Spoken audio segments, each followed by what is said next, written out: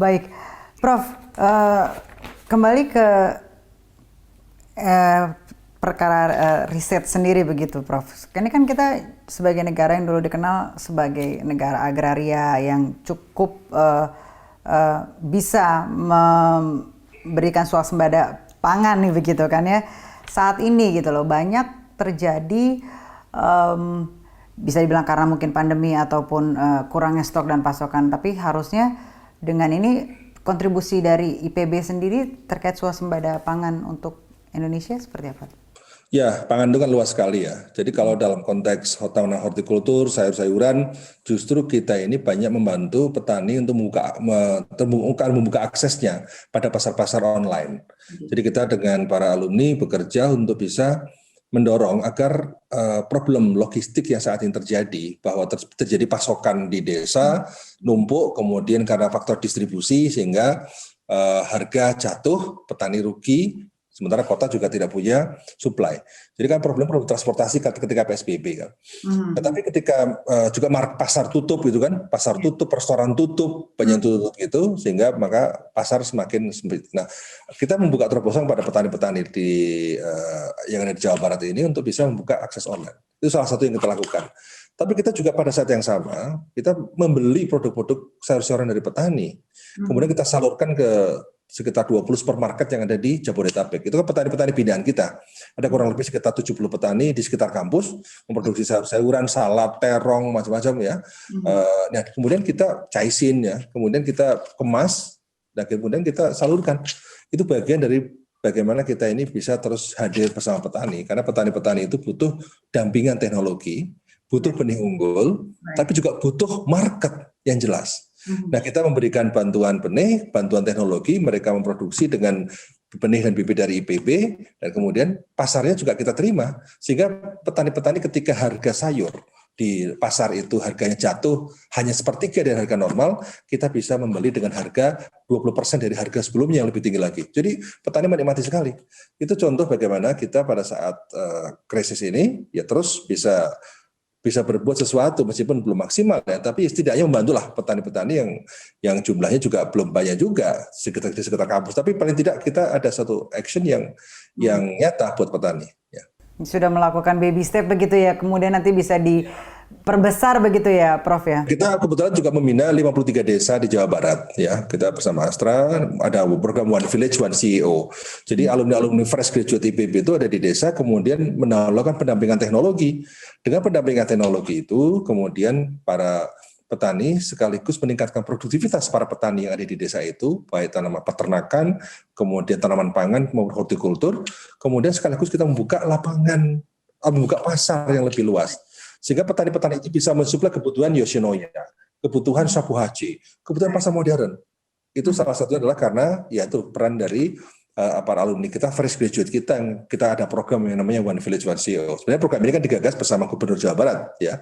Kemudian kita dorong, kemudian kita menggandeng Astra, ya, perusahaan-perusahaan yang dengan CSR-nya yang membangun desa. Nah, kita dorong. Nah, sekarang kita akan mengembangkan lebih luas lagi, tidak hanya 53 desa, tapi lebih dari itu. Karena apa? Dari 53 desa, alhamdulillah sudah berjalan dengan baik. Kita akan perluas menjadi jumlah yang mungkin 100 dan sebagainya. Baik, Prof. Kalau menurut Prof sendiri, apakah kemudian Indonesia di tengah produksi pertanian yang ada yang bilang kadang menggembirakan, ada yang bilang kadang juga mengecewakan begitu dalam tanda kutip, dan di tengah pembangunan infrastruktur yang begitu masif sepertinya, apakah kemudian Indonesia masih bisa mempunyai harapan untuk bisa mencukupi semua kebutuhannya, Yes. Terutamanya di bagian pangan? Gitu. Jadi mindset kita itu harus mindset yang positif, dalam arti bahwa optimisme itu menjadi modal bagi kita. Kalau kita pesimis, ya kita pasti energi negatif, pasti tidak akan terwujud. Tapi kalau kita itu optimis, itu energinya positif, ya pasti akan terwujud. Tapi kan persoalannya adalah strategi apa yang harus kita lakukan. Strateginya dan kemudian bagaimana kerangka eksekusinya. Nah, problem kita ini adalah problem untuk pertanian ini memang sangat kompleks ya.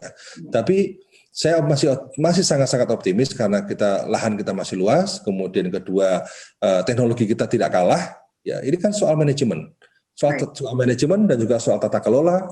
Selama pemerintah memiliki komitmen yang sangat besar untuk bisa mendukung dan mendongkrak pertanian, apalagi sekarang sektor agromaritim inilah sektor yang tumbuh secara positif dibandingkan dengan sektor-sektor lain. Ini sektor penyelamat ekonomi. Kalau di sektor penyelamat ekonomi, ya mestinya kan mendapat dukungan secara penuh. Nah, kebijakan-kebijakan pemerintah dengan adanya berbagai relaksasi kur misalnya, kemudian juga adanya insentif ya, subsidi untuk membantu produksi pangan Agustus lalu, saya kira akan memberikan dorongan yang sangat baik. Serapan kur juga naik luar biasa ya untuk bidang tanaman pangan dan juga tanaman lain. Itu contoh effort yang bagus. Ini kan perlu terus dijaga momentum ini. Jadi intinya bahwa fenomena deglobalisasi itu adalah sebuah fenomena yang membuat negara-negara eksportir itu mau menahan produk-produk pangannya. Mereka juga butuh stok pangan, ya. Logistik pangan mereka jaga betul sehingga perdagangan internasional yang masuk ke Indonesia itu kan semakin lama semakin berkurang. Buktinya apa? Buktinya sekarang itu kita terjadi krisis kontainer, ya.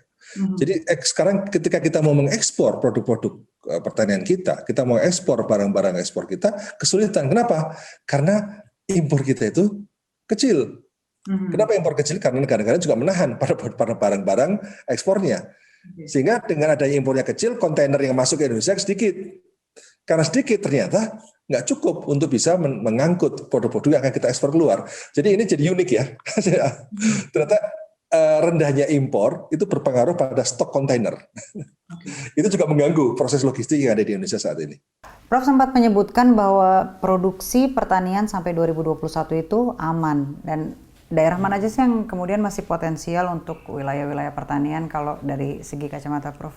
Enggak, ini kan 2020 saya katakan aman ya. Prediksi kita sampai 2020 aman ya, memang sesuai dengan data yang ada, data dari Kementerian Pertanian, data BPS, yang kemudian kita buatkan simulasi dengan modeling dan memang terbukti bahwa dari sisi produksi tercukupi. Nah, namun sekarang harus kita pikirkan kelangsungan untuk 2021. Jadi sekarang kita juga sedang melakukan kajian lagi, prediksi untuk 2021 akan seperti apa. Karena tentu akan sama begitu, Prof? Karena kan melihat sekarang udah mulai Presiden juga kemarin sudah memvaksin dan situasi kemudian nanti akan berubah. Saya berharap lebih baik situasinya. Saya terlalu berdoa supaya kondisinya semakin baik. Karena apa? Kalau kondisinya semakin baik kan ekonomi semakin baik juga, tingkat kebahagiaan juga semakin baik. Kan bukannya kita hidup ingin bahagia, Mbak ya? Betul, Prof.